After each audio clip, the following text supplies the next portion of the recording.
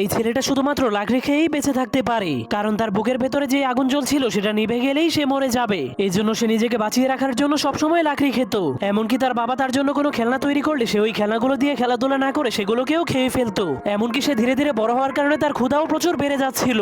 এই জন্য সে ক্ষুধা মেটানোর জন্য নিজের ঘরের ফার্নিচার এবং ঘরের চালকেও খেতে শুরু করে দেয়। কিন্তু একদিন যখন সে ঘরের পিলারকে খেতে শুরু করে তখন সেই পিলারের মধ্যে ফাটল ধরে যায়, যার কারণে পুরো ঘর ভেঙে তার উপরে পড়ে যায়। কিন্তু তার বাবা অনেক কষ্ট করে তাকে বাঁচিয়ে দেয়।